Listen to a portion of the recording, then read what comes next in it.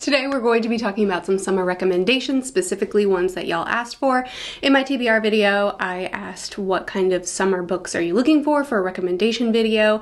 I pulled a couple of the comments, people letting me know what they wanted, and we're going to recommend some books. First request, I would like a book that features a crew with a strong bond, a fine prose, and with an overall plot that makes you want to go out on an adventure, similar to Tolkien books. My friend, did you do this on purpose? Have you met the Lies of Loch Lamora? Briefly, Lies of Loch Lamora is a band of thieves. They were sold to the thief maker as children, and now they're being raised, well, they're orphan boys, and a girl, but she's not in book one.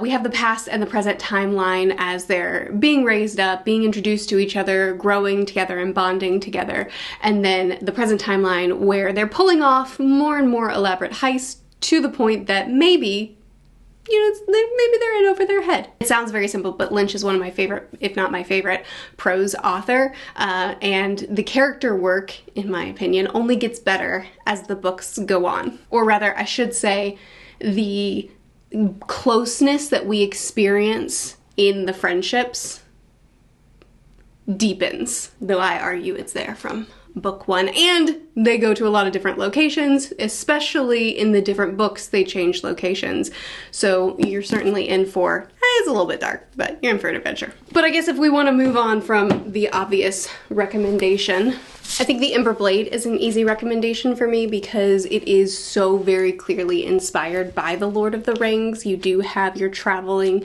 band going on this quest, traveling across the countryside, experiencing many different types of people and many different roadblocks, and a lot of them intentionally and very overtly look like the Lord of the Rings roadblocks and characters and adventures that you see in the Lord of the Rings series as well. So heavily inspired, very different, don't expect the exact same thing or even for it to be the quality of Lord of the Rings. I think I would be doing this book a disservice to send you in thinking you're getting Lord of the Rings 2.0. It has its own flair to it, its own touch, its own charm, but it is very clearly and intentionally, on the surface, inspired by the Lord of the Rings, and I became very attached to the characters. I loved the journey. I enjoyed the prose. I think it's a good option for this. For something a little bit off the expected path, I'm going to recommend The Sword of Kaigan.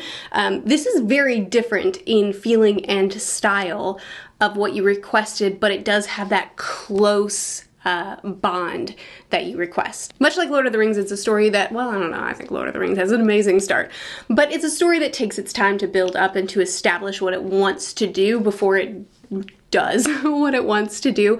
But there is a very, there's incredible loyalty in the characters, and this familial loyalty as well as duty-bound loyalty, sacrificial loyalty. There's a lot of rich characters and character relationships explored in this story. The way the magic is and the way the world is different than the Lord of the Rings, and it's not so much a slow plod through the countryside or through, a long stretch of journey, but I think it has elements of what you're looking for here. And the final book that I'll recommend is Peter Pan, because it certainly is a story of journey as well as a story of companionship. We go from our domestic life into an adventure, into a whole new land where it is different things happening around every corner. It's a unique world with very much to discover, but also the main characters are brothers and sister,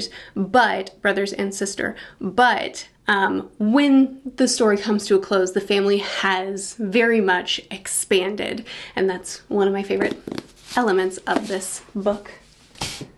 Ah! She tried. Next request. For summer, I think of travel, so books with unique locations would be really cool. Seafaring books could fall into it with the islands, environments explored.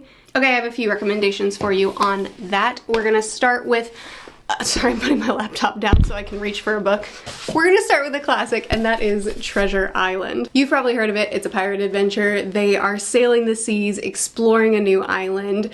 It's a book that I had known a lot of references to, just, growing up and having Treasure Island everywhere. But it didn't spoil me to already know certain aspects of it. In fact, it made it more exciting for me because I was able to say, oh, I recognize that reference, but I don't know what comes next. And I got to experience this very wondrous tale of travel and exploration for the first time, and it was a delight. Another book that I would recommend is Howl's Moving Castle, which I don't actually have a physical copy of. I got it from the library. But this is definitely a book of travel. The house itself, the castle itself, moves and we go to many different places. I think the castle, just the inside of the castle, is its own adventure, but also stepping outside of it into these different lands, into these different regions, also brings a lot of adventure to the story. I would almost just recommend the anime above the book, but I shouldn't do that because it's a book video, so you know, the book is my recommendation. And then for something more subtle, travel, more introspective, I would recommend Remains the Day by Ishiguro. Again, library book, but this one is, it follows a butler who is traveling along the countryside.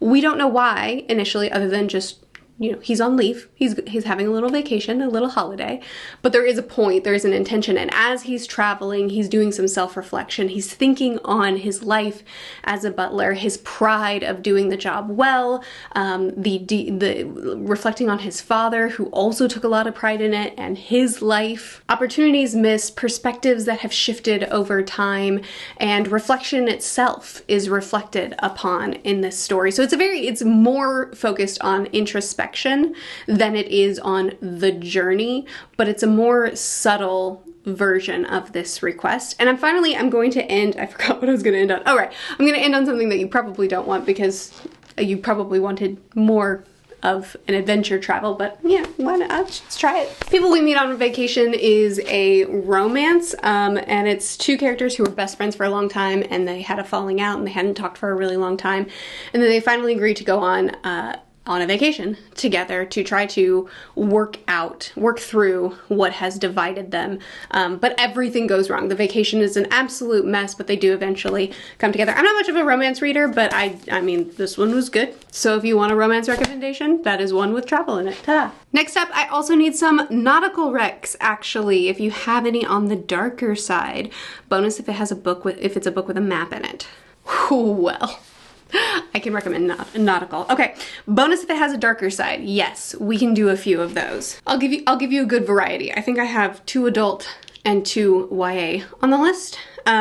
So first we're gonna talk about live ship traders. Sentient pirate ship passed down through the family, and then because of a family conflict, everything kind of breaks apart, and then we follow the different members of the family as well as some antagonists as everything kind of goes to shambles. There's setting sail at sea, there's domestic life at on the island, trading life that is gone awry, inner family drama. It's a much more slow-paced book, and much more character focused than a lot of nautical books tend to be. So as long as you're patient and you're interested in inter-family conflicts, really great choice. And there's definitely a darker side to, you know, the antagonists are really good. Then I'd also like to recommend Abercrombie's YA series, because I don't think it gets enough love. I don't have the first book anymore. I think it died in the flood, but Half a King is the first book. This follows a boy who never really wanted to become king, though he is the heir, and he has certainly been betrayed by his family and his kingdom,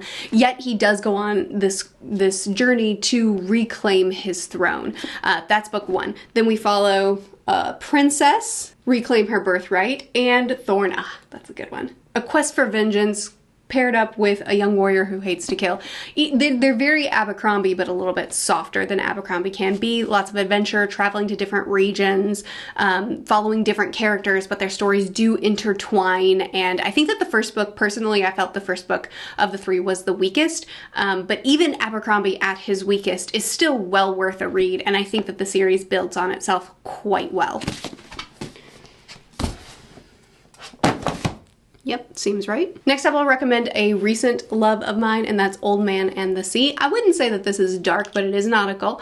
And again, it's very introspective and reflective. This is an old man who catches a very large fish that he initially doesn't even see, and he gets pulled out deep into the sea for hours, and it's his struggle with the fish and his internal thoughts as he's battling with this fish and gaining this incredible respect for it as well, and fighting for his life for something that he hasn't even laid his eyes on yet, at least at the beginning. He does eventually see it, and what a beauty it is. It's a very short book and well worth the read, I think. Final recommendation I'll give you is another young adult, and it's House of Salt and Sorrows. This is set by the seaside, and it follows a girl who is one of 12 sisters, but the 12 sisters are allegedly cursed and are being killed off. And now, as she is trying to figure out what's going on, because she's convinced that someone is actually killing them, that they're not just dying because they're cursed, she's also seeing visions and nightmares and ghosts of her sisters, and it does go quite dark in places. There were parts of this book that I started to think it was going off the rails because it was going too far into the unknown, and I thought, this isn't going to be able to come together. But it did, and I was pleased with it. And I think it balanced that darker, more haunted side of it all, as well as the environmental, the atmospheric side of being set at the sea. There was one particular scene at a lighthouse that I read while I was at a beach chasing a lighthouse, and by that I mean trying to get as close to it was a retired lighthouse, and you're not allowed to actually go up to it, and so we would take canoes and we would go on hikes, and we were trying to get as close to the lighthouse as, you know, we could without like getting in trouble, and it was just a great experience for me. Okay, last request I have is Gothic Summer Vibe. Hot, oppressive, but also vibey atmosphere. Dark but coastal. What's funny is this was the easiest recommendation for me to give, so I know that you felt like you weren't making sense, but I understand you. We're gonna start with Daphne du Maurier, one of my favorite authors that I don't recommend a lot because I don't think that people will love her the way that I do, and I don't want to share her. Although I was recommending her a lot as I was reading through her bibliography for the first time. Okay, so her most popular book is Rebecca. It's a great book, and it is it's a lot of what you're talking about. I believe, I'm almost positive, the manor in Rebecca is seaside, and it's mysterious, and it's dark, and it's, you know, you're in her head, and her narrative is what you're perceiving, but maybe her narrative isn't quite right. It's a good one, and you know, it's her most popular for a reason. It does a good job. But honestly, I think that her best is not in my hands. What? Oh, I gave it away. Okay, her best is My Cousin Rachel. I gave it to my sister-in-law. This is really similar to this is really similar to Rebecca, but better. It has two narratives, and as you go back and forth between the two characters, at least my experience was, I believed this character as I was in their head and they were recounting their side of the story, and then I'd get into the next character's head and then I'd go, no. You didn't do it, you did. And I kept going back and forth, depending on whose head I was in, depended on who I believed and what kind of narrative I believed it was. And the ending, what Rebecca does so great is to give you lots of clues, but never closure. And I think that My Cousin Rachel does it even better, to where when you get to the end, it's like, I have to discuss this with someone.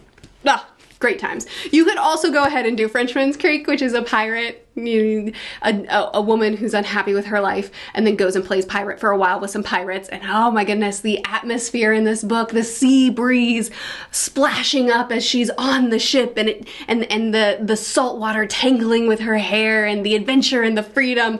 But admittedly, our main character is not very likable because, you know, she makes bad choices for her family and her children and herself. Just in general, she's not a role model, and people get hung up on that, which I think is fair. But, you know, the atmosphere. You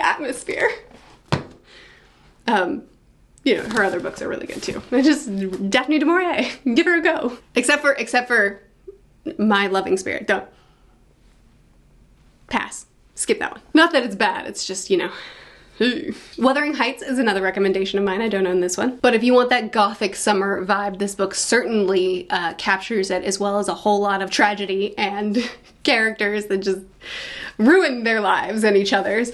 But you know, it has that very classic Gothic feeling to it. It's funny, there's not a lot of modern Gothic books that I've tried, and that I've loved, and I've tried several. There's quite a few modern Gothic books, but they just don't do what classic Gothic books did, in my opinion. Endless Night, I think, is a great pick and this is Agatha Christie, but it's more of a thriller, though it's painted almost as a mystery. But don't think classic Christie mystery. Think more Du Maurier style, where it's more about the drama and the like, who can I trust and what has been happening, all like what's behind the scenes that I'm not seeing yet. Ferocious whirlwind love, friction from the outside, but we don't know who's causing it. Secrets that are maybe a little bit deeper than they look initially, and then, oh my goodness, the chaos when it starts all unfolding. One book that I decided to just throw in there for fun that I don't really think super actually fits is The Bone Shard Daughter. It's not Gothic.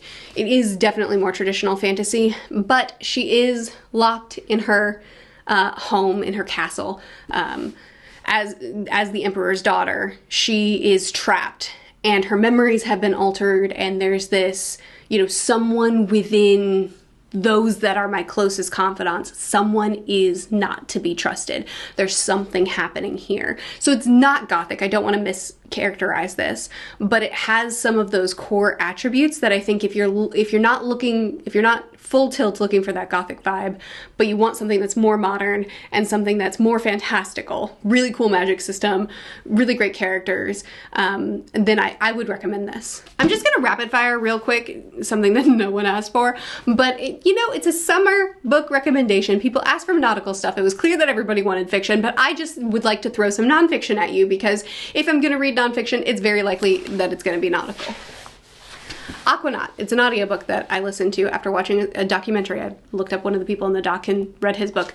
It's a true story of rescue of a bunch of kids trapped in a cave, and these two professional divers did a near impossible dive, put their lives greatly at risk to save these kids, and managed to succeed, which you wouldn't expect, and actually they didn't expect. They went in knowing that they were probably going to be recovering more bodies than they were going to be saving lives, but they wanted to try to save the lives that they could, and amazingly, they saved so many. I mean, you know, all of them that needed saved. I think it was like 13. The Wager is a shipwreck, a naval shipwreck and survival story, lots of friction, lots of conflict. One certain character that I was so mad at while I was reading, why you gotta ruin everything? But people that came together, people that completely fractured everything, dividing groups, survival against all odds, and then the conflicts that came even after they returned home. Loved this book. Island of the Lost was really interesting. This was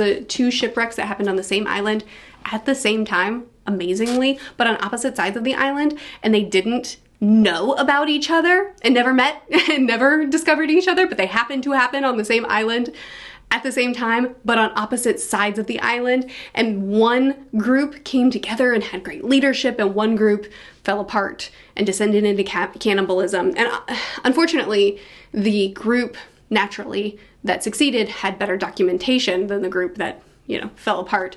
So there is more emphasis on that, but it was just a really interesting book. And then, you know, there's just a bunch of good pirate nonfictions that document pirates in history, a general history of the pirates, which is probably a little bit more than a little bit apocryphal, but you know, it's our first pirate book.